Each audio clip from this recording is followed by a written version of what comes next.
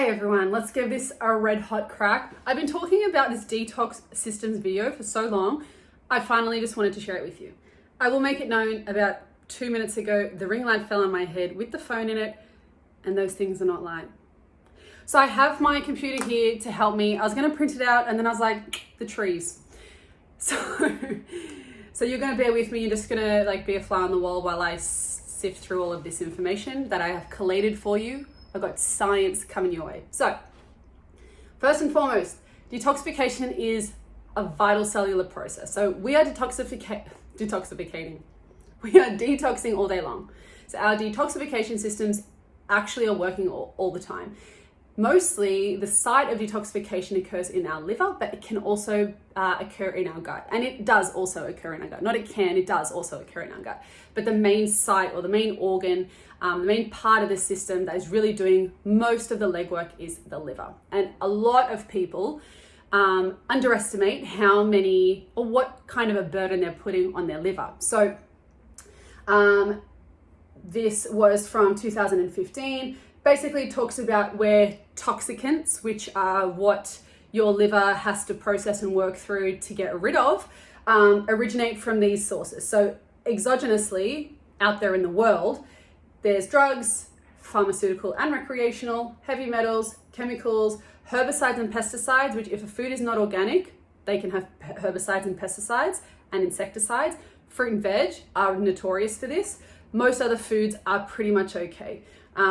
Bread is one to look out for as well. Food additives, oh my God, in so many things. If you haven't heard my Playful Psychologist podcast interview, then go have a look at that. It'll be in my link tree somewhere on my website, somewhere. It's somewhere. I can link it for you. I'll link it below. I forget that this is also going to be a YouTube video, so I'll link it below for you. They also originate from endogenous sources. So they also originate from within ourselves. So as our detoxification processes go on, our microbes actually produce waste. Our cells also produce waste. So it's like, if you can imagine, every single cell has a little rubbish bin every single day, just like in our household. We are using things, opening things up, and then putting them in the bin when we're finished with them, you know? So cells essentially are doing the same thing. So they have their own little rubbish bins. And then the other systems throughout the body, including the lymphatic system, are going to help to come and sort of clean that extra residue up. And, you know, again, so too does the detoxification system. It will help you to do that. Okay, so I just mentioned that the gut also plays a role in detoxification. So this is where skin comes into it. A lot of the time, not always, but a lot of the time, we have hormonal imbalances, and that's usually what can contribute to problem skin. So when you have acne, congestion, pimples, cystic acne, things like that, especially if somebody tells you that it's hormonal, a qualified person tells you that it's hormonal, this makes a lot of sense. When you make hormones, which you make a lot of during puberty, and this is a reason why people who go through puberty tend to be the people who present with a lot of acne, is your body is making a lot of different hormones, okay? So sometimes it's for the first time, and it's a big deal. It's a big deal for the body. So it goes through a lot of different processes in order to make them. It needs a lot of different nutrients, a lot of different chemicals to help you make them. And I say chemicals in the good way, not in the kind of toxic-y, junky kind of chemicals that we want to try and help our body get rid of. So if your liver is like, whoa, this is way too much for me to sort out right now, because the liver, once the hormones are made and used, they all get sent to the liver to be like, okay, we're done. Can you recycle us and toss us out properly? Not recycle us, but toss us out properly. I got ahead of myself because the recycling part is actually the part that we don't want to happen. So our liver's like, okay, cool, I'll do my best. Whatever's left over, because of all of the other toxicants you have, because of all the other toxins that are around, whether outside in the world or coming from within you, when your liver's like, whoa, too much, what happens is that those hormones, those sex hormones, mostly estrogen, then get recycled into the body. And so this is where we can see signs of estrogen dominance. This can happen in men and women. Obviously, it's more prevalent in women, but when you have that overload of estrogen, it can become really inflammatory. So you have an overload because you've got a lot of new estrogen still coming in because your body is making some changes and still creating hormones, but you also have a lot of old estrogen, you know, like it's cranky, it just wants to get out. By getting out, I mean like you're pooping it out, okay? So being gone out of the body, gone out of the system, I mean if you don't poop it, it's still in your body. And this is a really important part of your phase 3 detoxification. So I'll leave that there. I'll just pause that for a second, okay? There are a few different reasons why you might have some acne, spots on your face, things like that. And it can come from a variety of different places. So estrogen dominance can be one. And estrogen dominance is not really a correct term, but we'll use it for now because it kind of makes sense. It's a bit self-explanatory. The other thing that could be happening in your body is because of stress, your insulin gets really out of whack. Now, if you don't know what insulin is, I'm sure there'll be plenty of social media posts that I can link here that would help it make sense for you. But basically, it's the manager hormone for your sugar. So when we eat carbohydrates, the kind of end product is sugars, and sugars should be going into our muscle cells. They can also go into fat cells, and this is a whole nother conversation. But the insulin is the manager that tells the employees, the sugars, where to go. When you have lots of managers, you only have lots of managers because you've got a lot of employees. You have to have more people supervising, ushering people around, and being managed and looked after to make sure that you get the job done that you need to get done. And so when you have a lot of insulin, you can then have a lot of testosterone, and this could come up in a blood test as androgens. This could also be a sign of PCOS in the future, but not always. Especially if you have a regular period, then that's not the case. You might just have high levels of androgens, and testosterone can be one of those, which is just male hormones. There's different forms of testosterone, and a lot of the time when you have this kind of insulin roller coaster going on, because you have blood sugar roller coasters going on, either from stress or maybe a diet that pushes that blood glucose really up and down and therefore forces your insulin to go really up and down, then obviously that could be one of the reasons why. But when you have this testosterone again kind of changes your hormonal balance, and again, that's what can create hormonal acne. Hormonal acne, okay? So again, that's all skin. Now, a study from 2021 has also come to the conclusion that cognitive dysfunction is affected by nutritional status and diet in alcoholic liver disease. So alcoholic liver disease obviously is severe, and not a lot of young people have that, or young adults have that. However, it's really interesting to see that in those populations that is exacerbated. So on a smaller level, it's kind of, you could presume or guesstimate that as a result of that, it would make sense that for people also who have a diet that doesn't allow them to, I guess that affects the liver, because we're talking about alcoholic liver disease here. And it doesn't really matter that it's alcoholic, doesn't mean that it's like a different magical, different other treatment is required. It's still the fact that your liver is not working as well because your liver is diseased.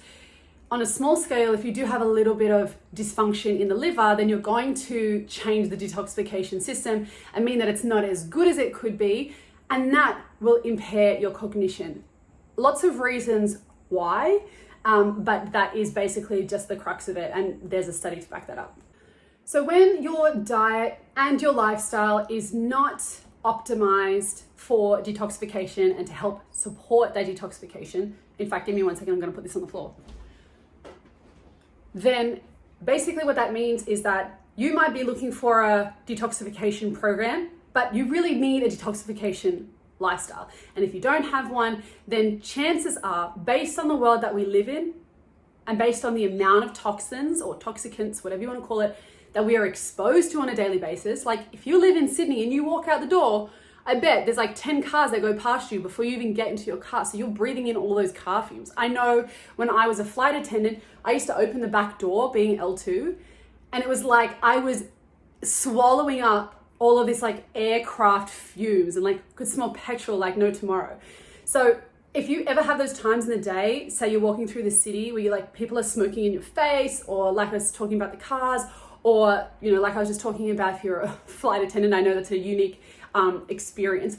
But those kinds of things where you notice and go, oh, that's a strong smell. That is going into your nose, into your lungs, and then it's going in your body. It's in your body. And then anything that goes in your body, whether in your airways or into your mouth because it's food or water or drinks, then your liver has to detoxify that.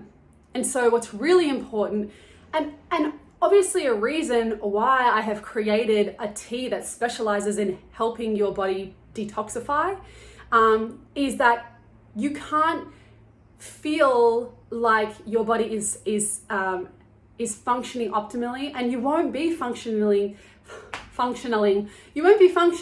as optimally, and there's something that you could be doing about it. And that's the thing that kind of frustrates me, is that you could be doing something about it, but you generally don't know how. And people are just like, oh, go on this detox program. And it's funny because I called my tea detox knowing that it would arc some people up, knowing that it was a controversial thing to say, but it's not a ballerina tea. It doesn't make you poop.